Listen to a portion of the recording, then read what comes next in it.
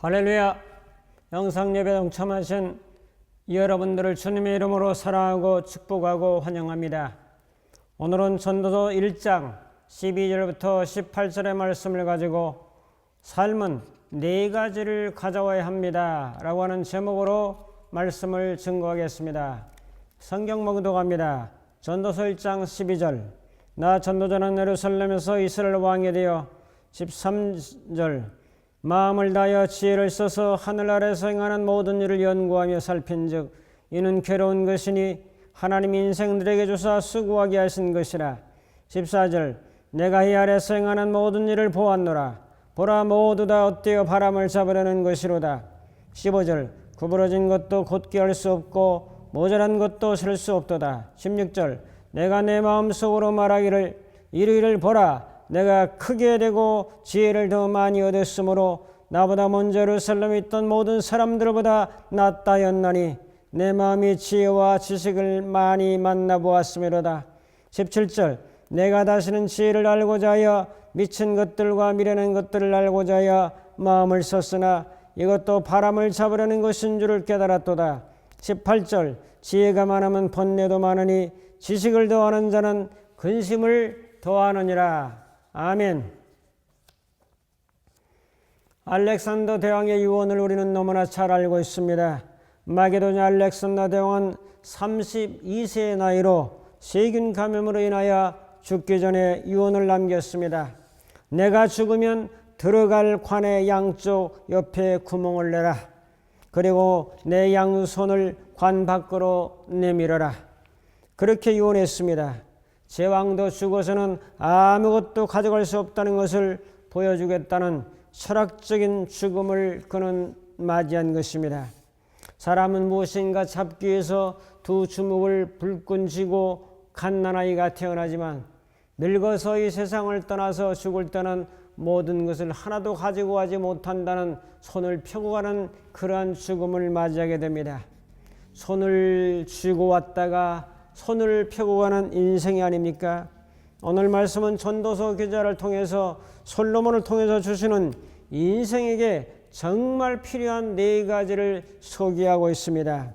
이 땅에 사람이 살아가는 데는 많은 것을 얻으려고 하지만은 얻은 사람도 있고 못 얻은 사람도 있지만 나름대로 열심히 연구하고 노력하고 최선을 다하고 땀을 흘리는 것은 분명한 사실입니다.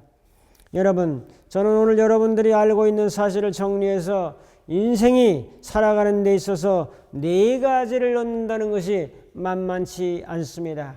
이 네 가지가 좀 재미있는, 좀 우아스러운 그런 부분이 있지만은 여러분들이 한 번 정도는 들어두면서 인생이 정말 힘든 건 네 가지가 무엇인가 하는 것들을 살펴보면서 은혜를 나누려고 합니다. 첫 번째로 남의 호주머니에 있는 돈을 내 호주머니로 옮겨오는 것이 아주 어렵습니다. 이 세상에 필요한 모든 것은 이제 살아가는 데 필요한 모든 것은 돈이라고 하는 재물입니다. 이 세상은 돈으로 돌고 돌면서 돌아간다고 해도 과언은 아닙니다. 이 세상은 무기를 가지고 전쟁을 많이 하고 옛날 고대부터 근대까지 이 땅의 전쟁은 끊이지 않냐고 계속된 것은 뭔가 사람은 확장하려고 하고 정복하려고 하고 더 가지려고 하고 더 얻으려고 하는 그런 속성들이 있기 때문입니다. 전국적으로 말하면 더 편리하고 좋은 것들, 재물을 많이 얻기 위한 전쟁이었습니다. 러시아의 침공도 차후의 이익을 위해서 곡물을 더 확보하고 또 요충지, 지정학적인 면에서 중요한 요충지를 확보하려고 재물을 더 얻으려고 하는 그러한 마음이 담겨서 우크라이나 전쟁을 일으켰습니다. 그런 피 터지는 전쟁도 있지만 지금은 경제 전쟁을 하고 있습니다. 미국과 중국은 세계 패권을 거머쥐기 위해서 대립을 하고 이제 서로 다투고 있습니다. 미국을 중심한 세계 질서를 개편하라고 중국은 중화민국이라고 하는 그러한 칭호가 있는데 중화민국은 세계 중심이라고 하는 뜻입니다.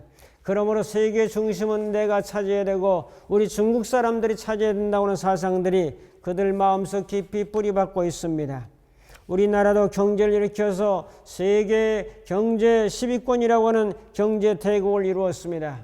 그러나 우크라이나 전쟁 이후로 이제 원자재급 폭등이 되고 인플레이션 물가 고물가 정책이 있기 때문에 이제 우리나라는 많은 고통을 겪고 있습니다. 국가의 채무는 천정부지로 늘어나서 천조가 이제 넘어선 상태고 경제 성장은 2%도 넘지 못하고 1%로 주저앉고 있습니다. 역대 대통령들은 잘했냐 못했냐 말이 많지만은 그러나 어떤 대통령이라도 경제를 살려보려고 고민하면서 정치하면서 애를 쓴 것은 분명한 사실입니다.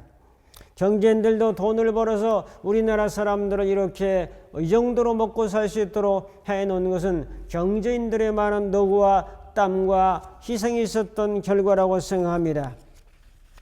정치라고 하는 것은 아주 중요합니다. 어떤 방향으로 정책을 쓰는가, 어떤 방향으로 정치를 하는가 하는 것에 따라서 그 나라 운명과 미래가 달라집니다. 이제 정치도 중요하고 이제 경제도 중요한 것을 우리가 바라보게 됩니다. 중남미에는 지금 사회주의, 이제 포퓰리즘 정책이라고 하는 이제 나눠서 쓰는 이제 그런 부분을 많이 강조하다 보니까 베네수엘라는 국가 파산이 되어버렸고 아르헨티나는 이제 인플레이션이 100%로 올라서 이 남미 사람들이 굉장히 고통을 겪으면서 미국으로 그냥 잠입해 들어오는 그런 일들이 속출하고 있습니다. 여러분, 오늘 우리는 경제적인 압박을 견디지 못해서 극단적 선택을 하는 사람들도 우리의 종종 주위에 있는 것을 바라보게 됩니다. 저는 마태복음 6장 24절을 다시 한번 재해석해 보았습니다. 한 사람이 두 주인을 섬기지 못할 것이니 호기를 미워하고 저를 사랑하거나 호기를 중히 여기고 저를 경히 여김이라. 너희가 하나님과 재물을 겸하여 섬기지 못하리라. 하나님은 당연히 섬긴다고 생각하는데 예수님은 재물을 섬긴다는 얘기를 하고 있어요. 뭐죠? 하나님과 재물은 신의 위치라는 거죠. 섬긴다는 걸 보면은. 저는 이 말씀에 대한 깊은 깨달음이 왔습니다. 예수님이 친히 하신 말씀 중에서 하나님과 재물을 겸하여 섬기지 못한다. 돈도 섬김의 대상. 그래서 이것은 만문사상이요 백음사상, 황금만능주의라고 하는 돈을 숭배하는 사상이 모든 사람들 마음속에 불신의 사람들 속에 팽배하게 늘어나고 있는 것은 분명한 사실입니다. 재물과 신은 같습니다. 재물과 신은 같지 않습니다. 그러나 그 속성을 바라보면 신과 같은 위치를 가지고 있다는 것은 대단히 중요한 해석이죠. 재물과 신은 같은 파워를 가지고 있습니다. 재물은 이 세상에서 하나님 버금가는 힘을 가지고 있습니다. 재물을 많이 가지고 있는 사람들은 힘을 가지고 있는 강력한 힘을 가지고 있는 사람들입니다. 오늘 제가 말씀드리는 것 중에서 돈을 버는 것은 무엇입니까? 남의 호주머니는 돈을 내 호주머니로 옮겨오는 것이 바로 돈을 버는 것입니다.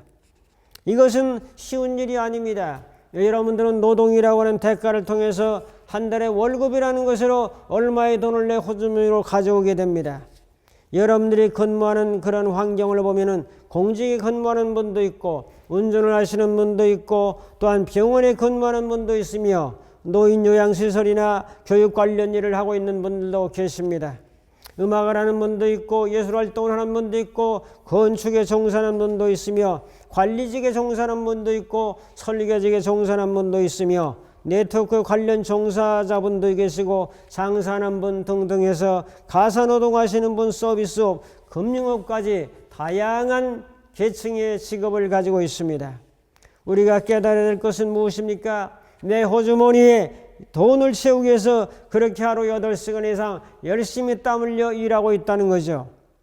호주머니에 돈을 채우는 방법 4가지가 있습니다. 그것이 한 가지가 근로소득입니다. 내가 열심히 일한 것의 대가를 받는 것. 그 다음에 2번째가 자영업을 하는 겁니다. 나 혼자 일을 하게 되죠. 그렇게 되면은 내가 일한 만큼 혼자 일하지만 회사에 들어가는 건 아니지만은 그것을 이제 소득으로 얻을 수 있는 거죠. 그 다음에 3번째가 남을 시켜서 돈을 버는 방법입니다. 너 혼자만이 아니라 이제 직원들을 고용해서 그 사람들이 나를 위해서 돈을 벌도록 해주는 방법을 사용하는 것도 있죠. 4번째가 금융소득입니다. 이제 금융소득, 여러분들이 적금을 들든지 장기 적금을 들든지 펀드를 하든지 또한 주식을 하든지 여러분들이 은행 관련 또 여러 가지 이런 것들이 전부 금융소득입니다. 이자라든지 뭐 이런 것들. 자, 우리가 깨달아야 될 것은 진실로 이런 각종 방법을 통해서 재물을 얻기가 만만치 않다는 거죠. 100만 원, 200만 원, 300만 원, 1000만 원, 2000만 원 벌기가 그렇게 만만치 않아요. 남의 호주머니에서 내 호주머니로 돈을 옮겨오는 것이 그렇게 쉬운 것이 아니라고 하는 것을 우리는 너무나 잘 알고 있습니다. 그러므로 우리는 네 가지 방법으로 열심히 일해서 돈을 벌어서 재물을 이제 획득해서 돈의 노예로 살아가는 것이 아니라 돈이 주인으로 다는 것이 아니라 내가 돈을 부릴 수 있는 그런 사람으로 살아갈 수 있기를 축복합니다. 세상 사람들은 돈의 위치가 1번입니다. 신앙이나 하나님이라 별로 신경을 안 씁니다. 돈만 있으면 된다라고 하는 이 돈 숭배 사상이 팽배하고 있는 이 사람들에게 그것이 아니고 돈의 주인은 하나님이요 하나님이 너희들의 인생의 주인이라고 하는 사실을 이걸 바꿔주려고 하니까 돈의 힘이 얼마나 강력한지 이것을 바꾸지 않습니다. 성도 여러분, 그러므로 단돈 10,000원 한 장이라도 여러분들은 귀하게 여겨야 됩니다. 이 10,000원 한 장을 벌기 위해서라도 얼마나 많은 수고와 머리를 썼으며 지혜를 썼으며 땀을 흘렸겠습니까? 돈을 대우하지 아니하고 돈을 귀한 줄 모르면 돈은 내 주머니에 채워지지 않습니다. 여러분들에게는 여러분들의 호주머니가 채워지는 은혜가 임하기를 축복합니다. 두 번째로, 남의 머리에 있는 지혜와 지식을 내 머리로 가져오기가 아주 힘듭니다. 남의 머리에 있는 지혜와 지식을 내 머리로 옮겨오는 것은 공부하는 것입니다. 이 세상 살아가는데 가장 중요한 것은 지혜와 지식이라고 늘 제가 강조합니다. 이 지혜와 지식을 가진 사람들이 하이클래스, 결국 상류층을 형성하고 사법고시, 예무고시, 행정고시, 의사, 회계사, 세무사, 평가사 등등 변호사, 판사, 검사 등등 사자 들어가는 사람들은 전부 남의 머리에 있는 지혜와 지식을 자기 머리로 가져온 사람들입니다. 이 어려운 일을 해낸 거죠. 이들은 열심히 30세 이전에 남의 머리에 들어있는 것을 내 머리로 가져오는 데 열심히 했던 사람들입니다. 우리는 남의 머리에 있는 것을 내 머리로 가져오는 일을 공부라는 방법으로 가능합니다. 항상 배우는 자세를 가지고 부단히 주님의 은혜와 능력과 권능과 지혜와 힘을 믿고 나아간다면 남의 머리에 있는 것도 내 머리에 집어넣을 수 있는 거죠. 오늘 본문의 솔로몬은 당대 최고의 지혜의 보유자였습니다. 그래서 지혜는 왕궁에서 왕자의 교육을 받았고 나름대로 머리도 좋았고 또한 나라 돌아가는 전반적인 지혜와 지식을 받았고 왕이 되려고 하는 수업을 받았던 사람입니다. 더욱 중요한 것은 하나님이 그런 사람에게 하늘의 지혜를 주셨습니다. 하나님의 지혜를 부어주셨습니다. 솔로몬이 넉넉고 가만히 앉아서 하나님의 지혜만 받은 것이 아니라 왕중 교육을 다 궁중 교육을 받았고 더 플러스 특별 은혜를 받아서 하나님의 지혜까지 받은 사람입니다. 그러므로 저는 늘 일반 은혜가 있고 또한 특별 은혜가 있다고 강조합니다. 세상의 교육과 궁궐의 법도와 교육을 다 받은 것은 일반 은혜요, 하늘의 지혜를 받은 것은 특별 은혜입니다. 그러므로 일반 은혜 플러스 특별 은혜가 될 때 하나님의 큰 영광과 은혜가 임재될 수가 있을 것입니다. 사랑하는 성도 여러분, 남의 머리에 있는 지혜와 지식도 여러분이 가져오는 은혜와 그런 은총이 임하기를 축복합니다. 열심히 배우려고 하는 겸손한 자세를 가지고 한자 한자 배워나가는 그런 자세를 가지고 간다면 그들의 머리에 있는 것이 내 머리에 들어오면서 하나님이 함께 하시는 지혜로 말미암아 여러분의 삶이 더 풍성해지고 더 미래지향적인 방법으로 나가게 될 줄로 믿습니다. 야고보 1장 5절에 너희 중에 지혜가 부족하거든 후히 주시고 꾸짖지 아니하시는 하나님께 구하라고 말씀합니다. 지혜가 부족하다고 생각하십니까? 하나님께 기도하라고 말씀합니다. 하나님께 구하라고 말씀합니다. 하나님께 요청하라고 말씀합니다. 주여 저는 지혜와 지식이 부족합니다. 하나님 이 무지합니다. 이 무지함을 깨우쳐 주시고 하늘의 지혜와 영감과 능력으로 충만하게 부어 주옵소서. 하나님께 기도할 때 하나님 응답해 줄 것을 믿습니다. 세 번째로 남의 마음을 내 마음으로 사는 것이 정말 어렵습니다. 잠언 4장 23절 너무나 잘 알지요. 무릇 지킬 만하고다 내 마음을 지키라.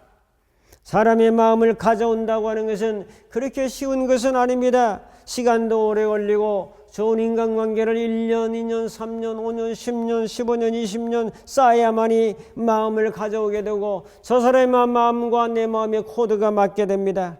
사람의 영이 같다는 것은 사람들의 DNA가 같다고 말씀드립니다. 그 사람의 몸의 형질이 같기 때문에 닮는 것이고 DNA라고 하는 것은 유전에 내려오는 그런 유전 정보가 바로 DNA입니다. 몸이나 마음의 코드를 맞춘다는 것은 그렇게 쉬운 일이 아닙니다. 우리나라 사람들은 학연이다, 지연이다, 또한 교연이다 이런 것들이 강합니다. 같은 학교 선후배다, 같은 학교 동기다라고 하면 아주 끈끈합니다. 같은 고향이다, 나는 경상도 어디 사람이다, 나는 전라도 어디 사람이다, 충청도다, 이북이다, 뭐 아주 통하는 바가 많죠. 고향이 같다는 이유로 상당히 친하게 지내는 것을 보는데 고향이라는 코드가 같기 때문입니다. 같은 운동만 해도 결속력 있고 아주 친근해집니다. 가장 결속력이 좋은 그러한 운동은 축구라고 하는 보고가 나와 있습니다. 마음은 보이지 않습니다. 무형적인 자산입니다. 마음이 무엇이길래 이 코드가 맞아서 마음을 사와야 되는가?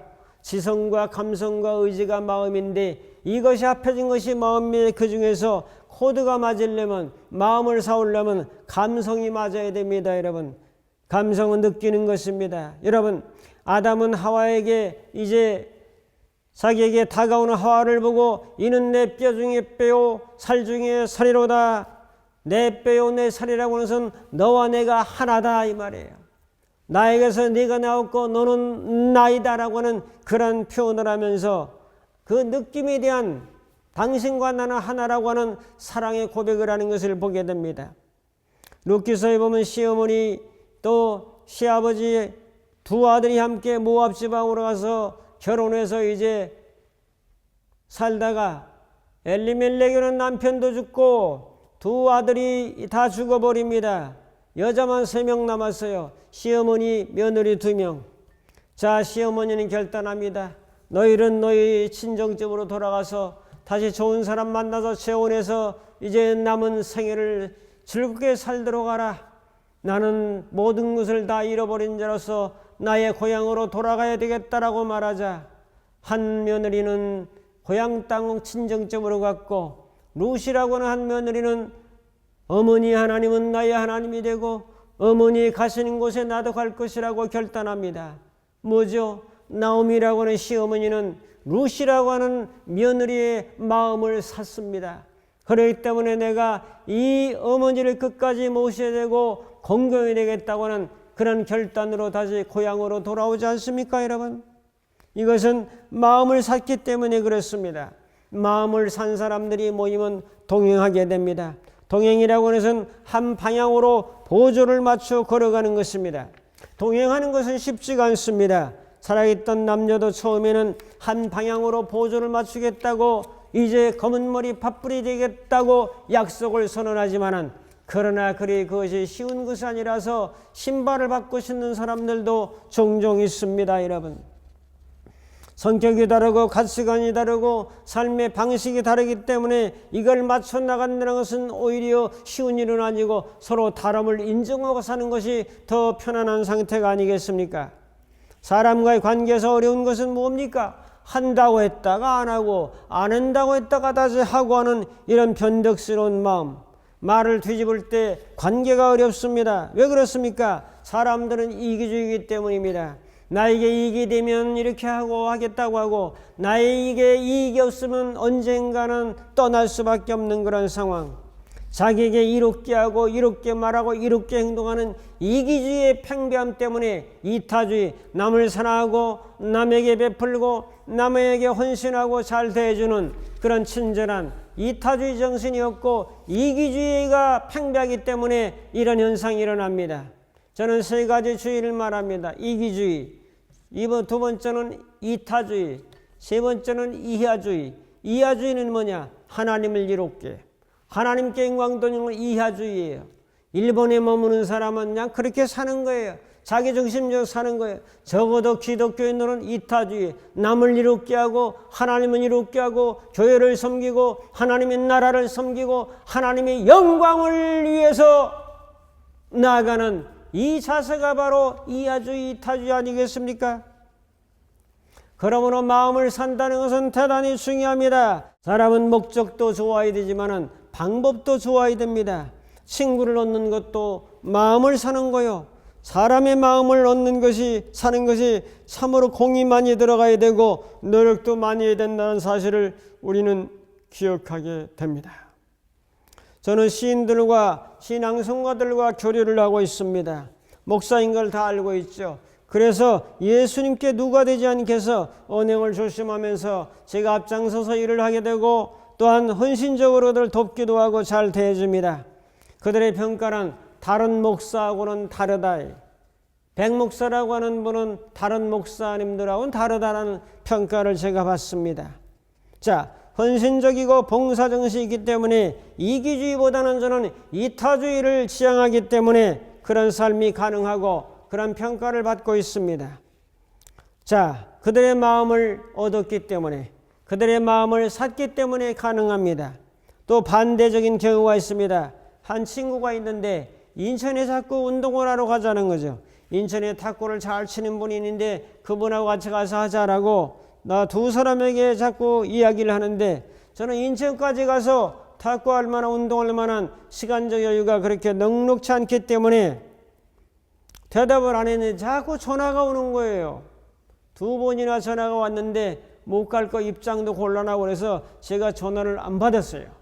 그래서 다음에 만났더니 왜 내가 전화를 했는데 전화도 안 받는다고 아주 불쾌한 그런 표정을 짓고 음성을 나타나면서 말을 하는 거예요. 관계가 조금 서먹해진 거죠.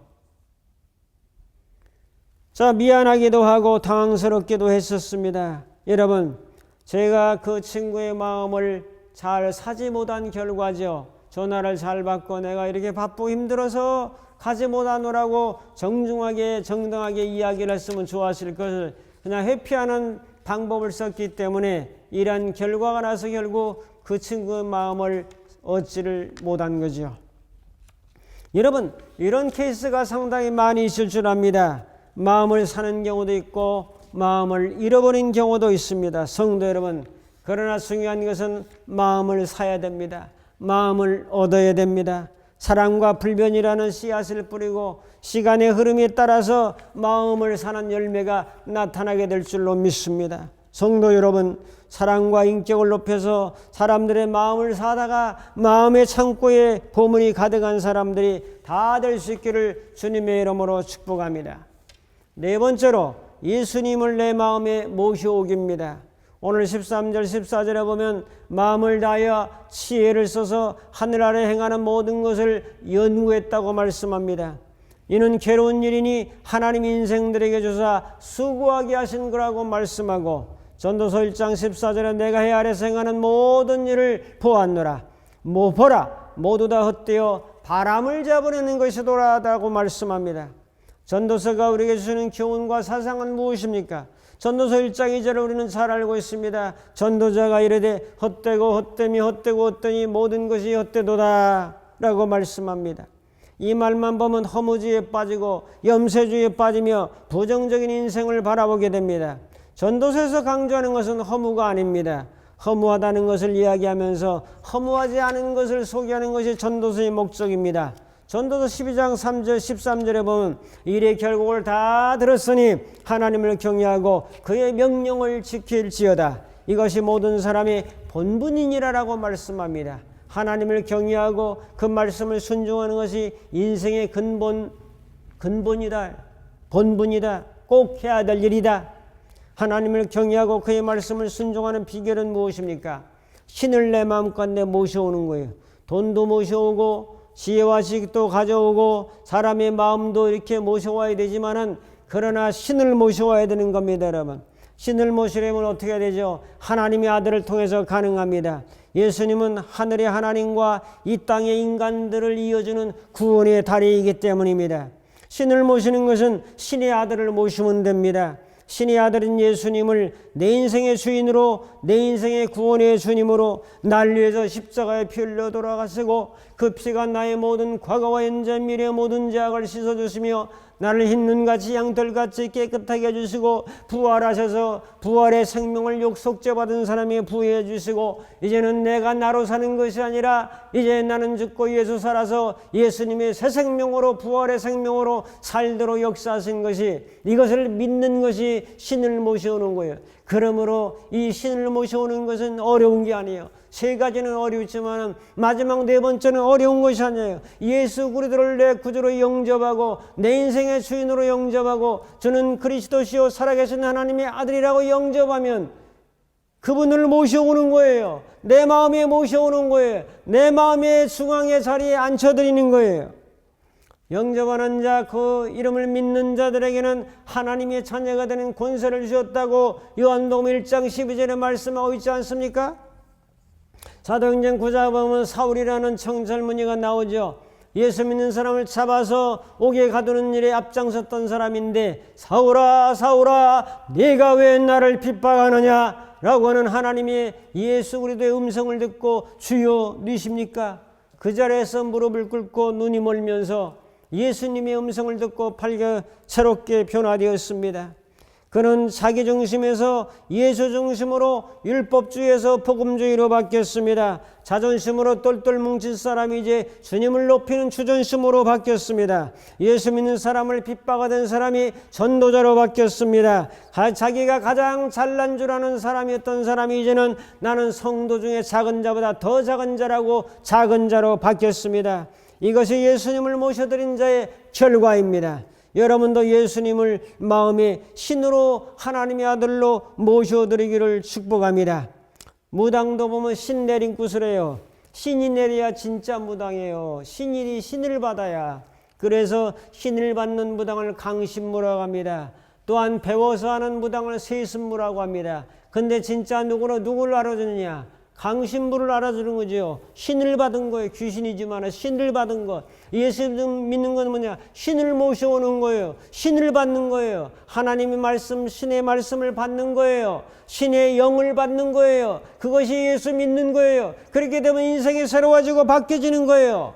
결단합니다. 지금까지 사람이 얻어야 할 네 가지를 말씀드렸습니다. 이쪽 호주머니에서 이쪽 호주머니로 이제 돈을 옮겨오는 것, 이쪽 머리에서 이쪽 머리로 지혜와 지식을 옮겨오는 것, 단 마음을 사는 것, 예수 그리스도의 신을 내 마음에 모셔드리는 것, 이 네 가지가 살아가는 데 인생에 정말 중요한 지침인 것을 여러분에게 다시 한번 강조하면서 네 가지를 다 모셔오고 얻어오고 가져오고 할 수 있기를 주님의 이름으로 축복합니다. 축도합니다.